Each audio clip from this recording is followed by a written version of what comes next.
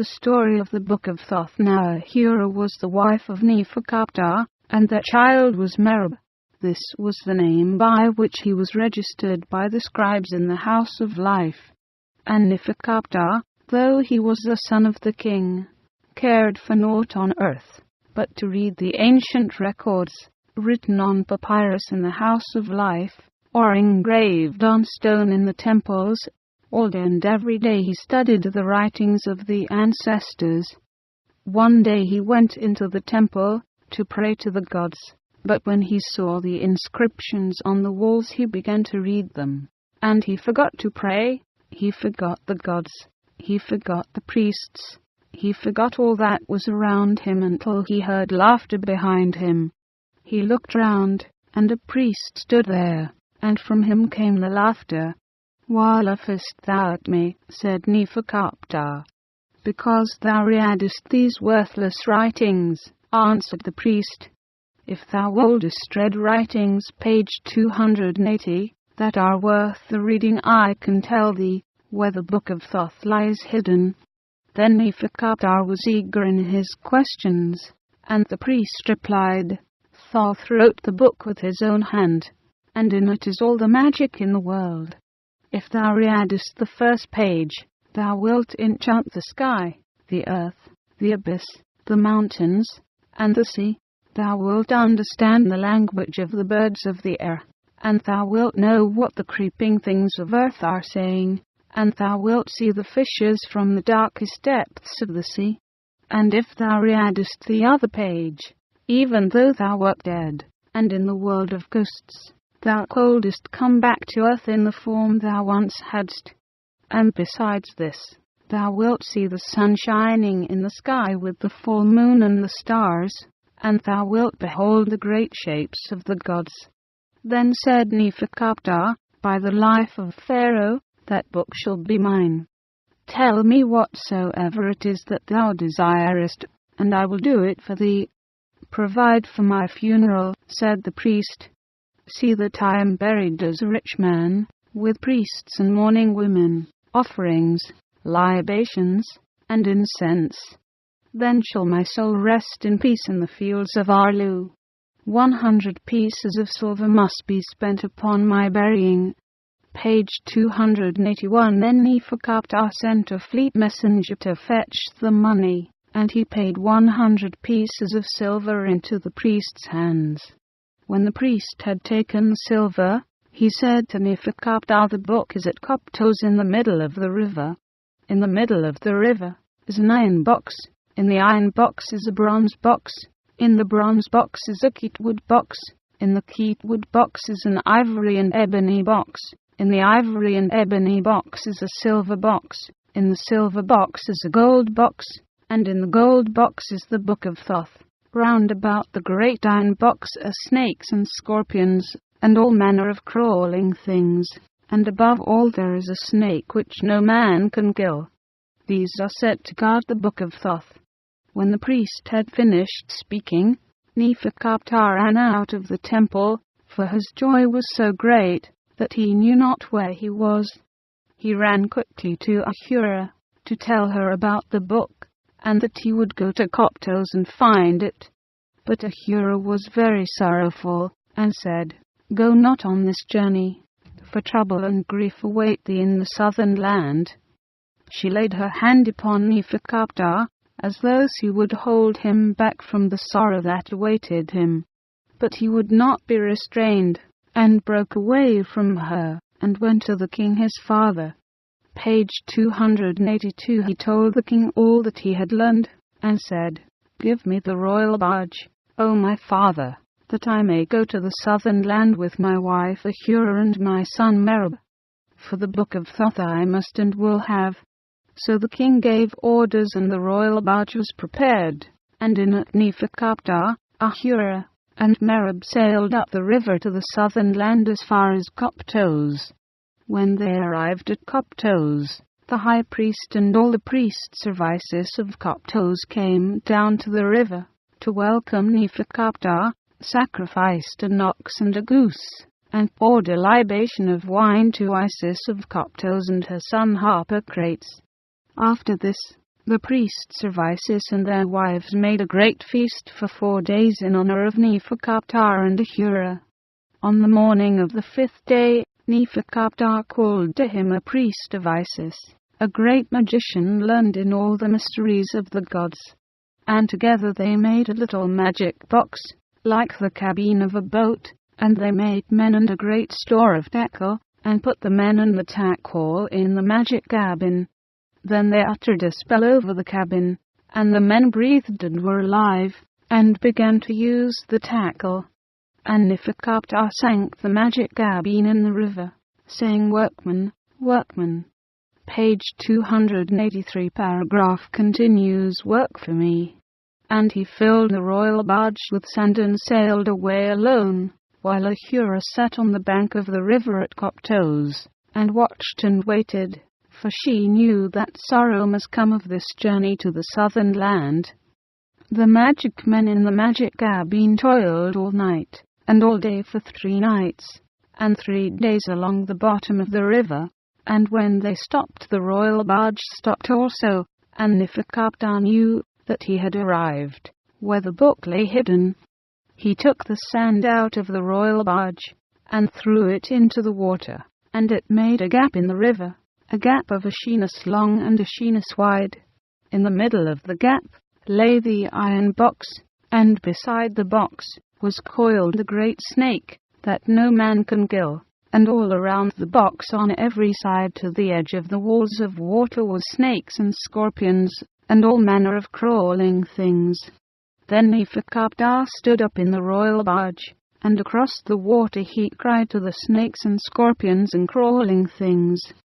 A loud and terrible cry, and the words were words of magic.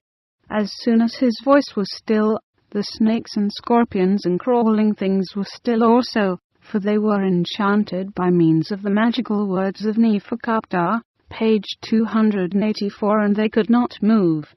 Neferkaptah brought the royal barge to the edge of the gap, and he walked through the snakes and scorpions and crawling things, and they looked at him, but could not move because of the spell that was on them. And now Neferkaptah was face to face with the snake that no man could kill, and it reared itself up ready for battle. Neferkaptah rushed upon it, and cut off its head, and at once the head and body came together, each to each, and the snake that no man could kill was alive again, and ready for the fray. Again Neferkaptah rushed upon it, and so hard did he strike, that the head was flung far from the body, but at once the head and body came together again, each to each, and again the snake, that no man could kill, was alive and ready to fight. Then Neferkaptah saw that the snake was immortal, and could not be slain, but must be overcome by subtle means. Again he rushed upon it, and cut it in two, and very quickly he put sand on each part, so that when the head and body came together there was sand between them, and they could not join, and the snake, that no man could kill, lay helpless before him. Then Neferkaptah went to the great box, where page 285 it stood in the gap in the middle of the river, and the snakes and scorpions and crawling things watched, but they could not stop him. He opened the iron box, and found a bronze box. He opened the bronze box, and found a keywood box. He opened the keywood box, and found an ivory and ebony box. He opened the ivory and ebony box, and found a silver box. He opened the silver box, and found a gold box. He opened the gold box, and found the book of Thoth. He opened the book, and read a page, and at once he had enchanted the sky, the earth, the abyss, the mountains, and the sea, and he understood the language of birds, fish, and beasts. He read the second page, and he saw the sun shining in the sky, with the full moon and the stars, and he saw the great shapes of the gods themselves, and so strong was the magic that the fishes came up from the darkest depths of the sea. So he knew that what the priest had told him was true. Then he thought of Ahura waiting for him at Coptos, and he cast a magic spell upon the men that he had made, saying, "Workmen, workmen, work for me, and take me back to the place from which I came." They toiled day and night till they came to Thoth, and there was a Hura sitting by the river, having eaten nothing and drunk nothing. Page 286. Since Neferkaptar went away, for she sat waiting and watching for the sorrow that was to come upon them. But when she saw Neferkaptar returning in the royal barge, her heart was glad, and she rejoiced exceedingly. Neferkaptar came to her, and put the book of Thoth into her hands, and bade her read it. When she read the first page, she enchanted the sky, the earth, the abyss, the mountains, and the sea, and she understood the language of birds, fish, and beasts. And when she read the second page, she saw the sun shining in the sky, with the full moon and the stars, and she saw the great shapes of the gods themselves. And so strong was the magic that the fishes came up from the darkest depths of the sea. Neferkaptar now called for a piece of new papyrus, and for a cup of beer, and on the papyrus he wrote all the spells that were in the book of Thoth. Then he took the cup of beer, and washed the papyrus in the beer, so that all the ink was washed off, and the papyrus became as though it had never been written on. And Neferkaptar drank the beer, and at once he knew all the spells that had been written on the papyrus, for this is the method of the great magicians. Page 287. Then Neferkaptar and Ahura went to the temple of Isis, and gave offerings to Isis and Harpocrates, and made a great feast. And the next day they went on board the royal barge, and sailed joyfully away down the river towards the northern land. But behold, Thoth had discovered the loss of his book, and Thoth raged like a panther of the south, and he hastened before Ra, and told him all, saying, "Neferkaptar has found my magic box and opened it, and has stolen my book, even the book of Thoth. He slew the gods that surrounded it, and the snake, that no man can kill, lay helpless before him. Avenge me, O Ra, upon Neferkaptar, son of the king of Egypt." The majesty of Ra answered and said, "Take him and his wife and his child, and do with them as thou wilt." And now the sorrow for which Ahura watched and waited was about to come upon them, for Thoth took with him a power from Ra, to give him his desire upon the stealer of his book. As the royal barge sailed smoothly down the river, the little boy Merib ran out from the shade of the awning, and leaned over the side watching the water. And the power of Ra drew him, so that he fell into the river and was drowned. When he, page 288, fell, all the sailors on the royal barge, and all the people walking on the river bank raised a great cry, but they could not save him. Neferkaptar came out of the cabin, and read a magical spell over the water, and the body of Merib came to the surface, and they brought it on board the royal barge.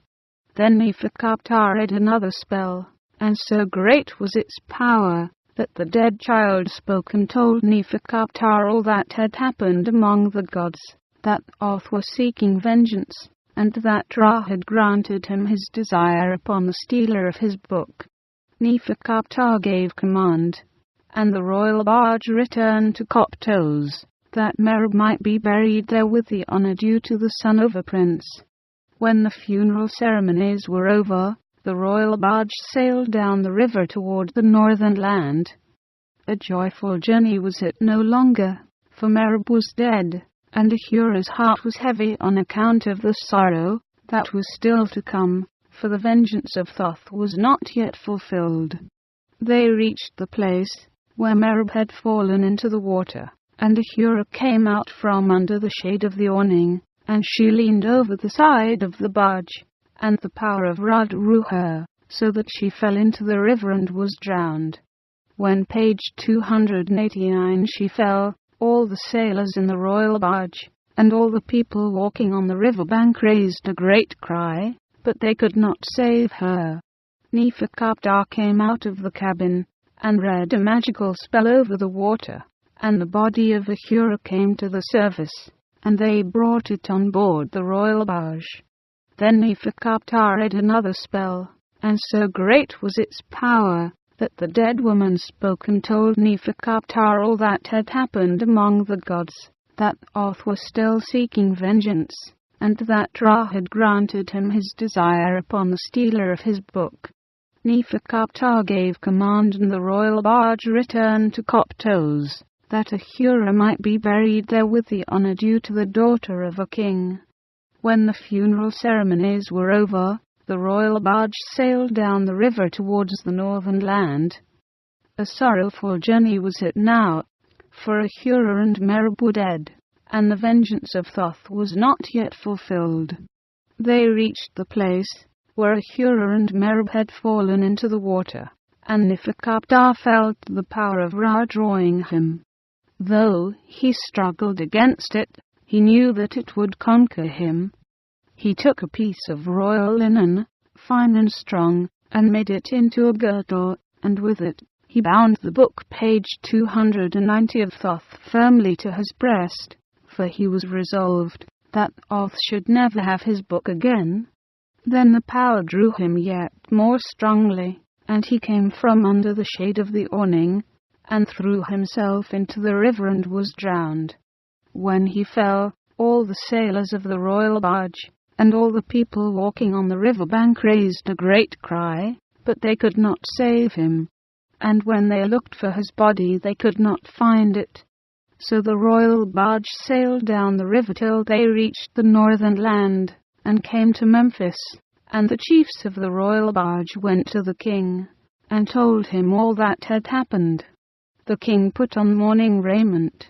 He and his courtiers, the high priest and all the priests of Memphis, the king's army and the king's household, were clothed in mourning apparel, and they walked in procession to the haven of Memphis to the royal barge. When they came to the haven, they saw the body of Neferkaptah floating in the water beside the barge, close to the great steering oars. And this marvel came to pass because of the magical powers of Neferkaptah. Even in death he was a great magician by reason of the spells he had washed off the papyrus and drunk in the beer. Then they drew him out of the water, and they page 291 saw the book of Thoth bound to his breast with the girdle of royal linen. And the king gave command that they should bury Neferkaptah with the honor due to the son of a king, and that the book of Thoth should be buried with him. This was the vengeance of Thoth fulfilled, but the book remained with Neferkaptah. The end.